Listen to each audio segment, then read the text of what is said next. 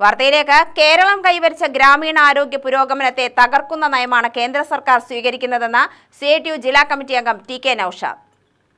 വേതനവും സാങ്കേതിക സഹായവുമില്ലാതെ ആശാവർക്കർമാരുടെ സേവനം കാര്യക്ഷമമാവില്ലെന്നും TK നൌഷാദ്.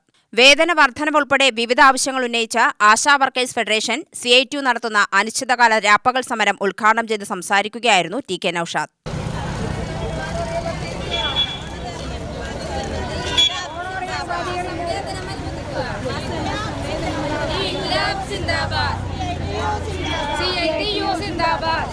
കോവിഡ് കാലത്തും പ്രളയകാലത്തും വയനാട് ദുരന്ത സമയത്തും താങ്ങും തണലുമായി പ്രവർത്തിച്ചവരാണ് ആശാവർക്കർമാർ.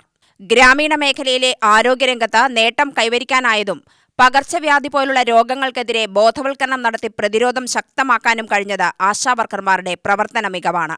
ജോലിഭാരം നിരന്തരം അടിച്ചേൽപ്പിക്കുന്നതല്ലാതെ വേതന വ്യവസ്ഥകളിൽ മാറ്റമുണ്ടാവുന്നില്ല. കേരളത്തിന്റെ ആരോഗ്യരംഗം ലോകത്തിന് തന്നെ മാതൃകയാണ്.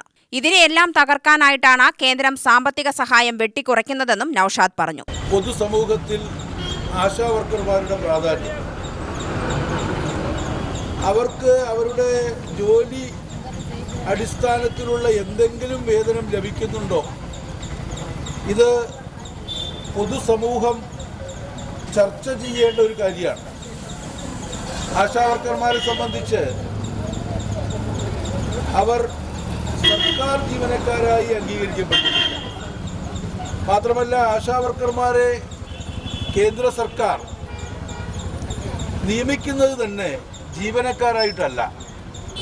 എന്തടിസ്ഥാനത്തിലാണ്? ആശ എന്ന് പറഞ്ഞാൽ accredited social health activist. Area president Vijayan അധ്യക്ഷത വഹിച്ചു. സെക്രട്ടറി സജിത, ശാലിനി എന്നിവർ സംസാരിച്ചു. UTV news, Palakkad.